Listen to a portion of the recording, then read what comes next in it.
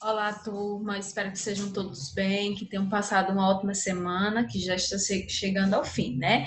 Vamos dar continuidade aos nossos estudos sobre o leste europeu e nós vamos estudar agora a cortina de ferro e as influências das forças soviéticas. Acompanhe, por favor, a partir da página 238, tá? Bom, olha só, essa expressão cortina de ferro, ela foi criada e designada para falar sobre a separação ideológica e, posteriormente, também física e militar estabelecida entre os países da Europa a partir do pós-Segunda Guerra Mundial, tá? Segunda Guerra Mundial e também a Guerra Fria, as duas guerras, tá? Olha só, a incorporação do leste europeu ao bloco socialista. Primeiro, o leste europeu, nesse contexto da cortina de ferro e da divisão, ele ficou dentro do bloco da União Soviética, tá? Já a Europa Ocidental, ela permanece no bloco político dos Estados Unidos, nesse contexto de divisão da cortina de ferro. Bom, além disso, no fim da Primeira Guerra, a gente tem um processo de fragmentação de vários países, tá? Que acabaram também chegando ao fim impérios importantes naquele momento, que foi o Império Alemão, Russo, Austro-Húngaro e Turco-Otomano. Tudo isso a partir do fim da Primeira Guerra Mundial. Já quando a gente chega no contexto da Segunda Guerra Mundial, as forças que a gente chama de eixo, né? As forças aliadas, as forças do eixo, elas anexaram os países do leste europeu ao bloco da União Soviética. E o fato de terem anexado levou com que esses países eles passassem a enfrentar meio que um regime, tá? De obediência severa àquilo que a União Soviética colocava. Então, não havia uma democracia, tá? Não havia essa liberdade que nós temos em situações democráticas.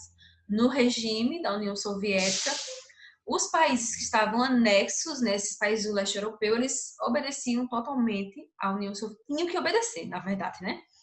Bom, o fim da guerra fez com que os soviéticos tivessem esse direito de reorganizar os regimes políticos desses países, né, que eles já controlavam. Então, toda a política desses países agora estava nas mãos da União Soviética, mesmo com o fim da Segunda Guerra Mundial.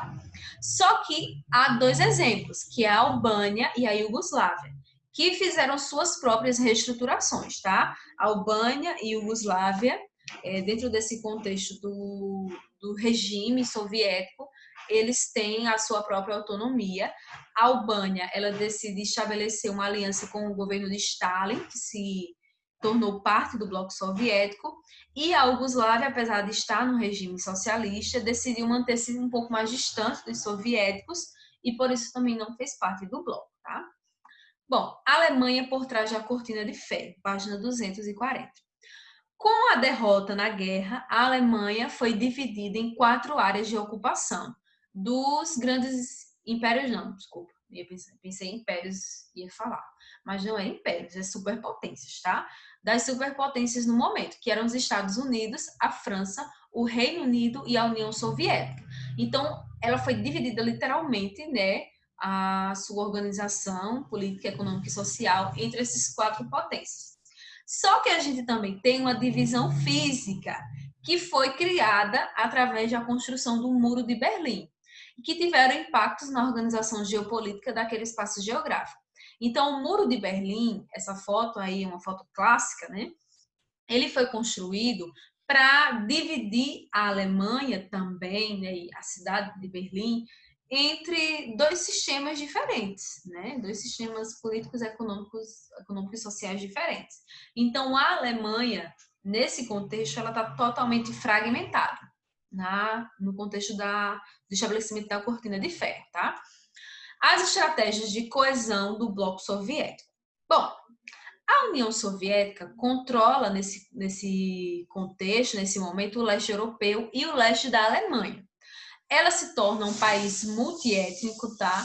Por ter muitas pessoas dentro do bloco, né? Dentro ali daquela coesão, de vários locais diferentes, de vários estados diferentes, países diferentes, culturas diferentes, e por isso a gente tem a União Soviética como um país multiétnico. E cerca de 10 idiomas eram falados no território, só para exemplificar a variedade cultural e até linguística da União Soviética naquele momento. Há muita violência e opressão para manter essa coesão, tá? Para manter esse poder, esse domínio, esse controle sobre o leste europeu e também sobre o leste da Alemanha. E para ajudar nessa coesão, foi criado duas organizações, que foi a Comecon e o Pacto de Varsóvia. A Comecon foi o Conselho de Assistência Econômica Mútua, que foi criado em 1949, como uma resposta ao Plano Marshall, que a gente já estudou.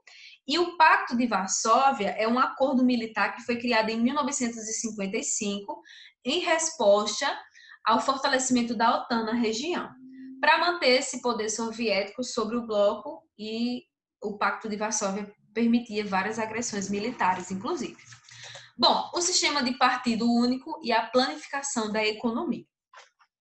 Agora que a União Soviética tinha o domínio sobre essas duas regiões, né, leste da Europa e leste da Alemanha, ela unificou a sua política e criou um partido único. E todos os países tinham que aderir a esse processo, tá? Havia a proibição da existência de uma pluralidade política, então ninguém podia contestar, tá, as decisões do partido. E as repúblicas do bloco, elas priorizavam, em termos de planificação da economia, o desenvolvimento através da industrialização. E quais eram os setores principais? A indústria de base, a petrolífera, a siderúrgica e a metalúrgica eram as principais indústrias investidas nesse momento para planificar a economia da União Soviética e dos países aliados do bloco. Reações e levantes populares atrás da cortina de ferro. Só que nem tudo são flores, flores, flores, né? Então, no caso da União Soviética, gente, houve também situações em que alguns países, né, e governos e a própria população entrou em processo de, como eu posso dizer, eles começaram a exigir reformas dentro desse bloco como uma forma de alcançar um pouco mais de liberdade e de autonomia, ou o que a gente chama popularmente de democracia, tá? Bom, vamos estudar três, que é a crise da Hungria, a primavera de Praga e o levante da Polônia.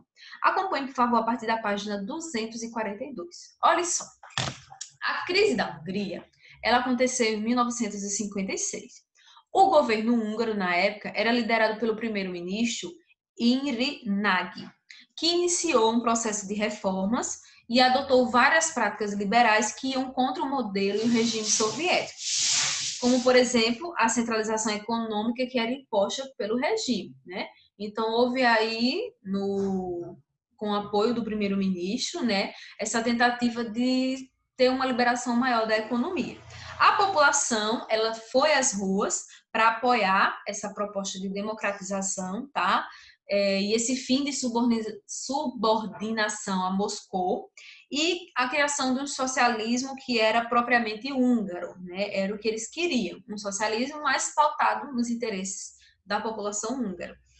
Só que, como resposta, tá? Infelizmente, o exército soviético invadiu a Hungria e matou 20 mil húngaros. Então, foi um massacre, né? Infelizmente. Aí a gente tem um outro momento, um pouco mais tarde, né? Aí a linha cronológica. A gente tem a Primavera de Praga, em 1968. O que foi a Primavera de Praga? Na Tchecoslováquia, em 68, o governo de Alexandre Dubček iniciou uma série de reformas liberais, tá? E que queriam, na verdade, a liberdade de imprensa e de opinião para construir uma sociedade um pouco mais democrática, né? Porque se você não tem liberdade de imprensa e de opinião, então você não tem como colocar a população junto do processo, né? Que é o que é uma democracia. Só que, durante esse processo, né, a gente tem um ataque do exército soviético. O país ele foi invadido pelas forças do Pacto de Varsóvia, e esse episódio ficou conhecido como Primavera Praga, porque os ataques começaram na capital tcheca, tá? E reprimiram violentamente a população contra esse processo de abertura política. E, por fim, a gente tem o Levante da Polônia, que aconteceu em 1980. O Levante da Polônia, ele estava num contexto diferente, tá? A gente tem uma situação de economia grave, tá? Que denunciava o desmantelamento das condições sociais da população dentro desse regime. Então, a população estava sofrendo, tá? Em termos de economia dentro desse regime soviético. Aí, o que é que acontece? Em 1980, diferente do que aconteceu na Hungria e na Tchecoslováquia, não foram os governos, não foram os líderes que fizeram esse levante, que iniciaram essa reação popular contra esse processo de cortina de ferro, tá? Ou melhor, contra a União Soviética. Aí foi a população, tá? Os trabalhadores que juntos em sindicatos, formaram sindicatos e começaram a promover reformas políticas, reformas econômicas e sociais, para tentar ter um pouco mais de democratização, mas também tentar ter uma melhoria econômica, né, e social para a sua população. Aí o que é que acontece? A União Soviética invade o país, só que não foi o exército, tá? De fato, quem levou ao fim esse levante. Na verdade, foi o próprio governo da Polônia. O próprio governo polonês, desculpe, ele deu um golpe e tornou o Solidariedade, que era o nome do sindicato, tá, do Levante, tornou o Solidariedade ilegal e prendeu quase 15 mil pessoas, tá? Aí, nesse caso, não foi, de fato, o exército alemão, não, desculpa, o exército soviético que fez com que chegasse ao fim esse levante, mas foi o próprio governo, através de um golpe, que vai ali prender toda a população que estava envolvida. Bom, democracia, né? Agora abrindo um parêntese. Gente, a gente já estudou um pouco sobre isso. Vocês já estudaram em outros momentos. Mas, assim, a gente estudando um pouco esse contexto, né, da União Soviética, da Alemanha, das guerras, a gente percebe como a democracia é importante e como ela é frágil, tá?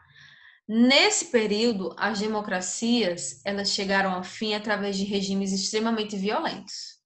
Só que hoje nem sempre acontece dessa forma, tá? Às vezes a democracia vai se enfraquecendo dentro da própria estrutura democrática, dentro dos próprios direitos e das próprias escolhas da sua população.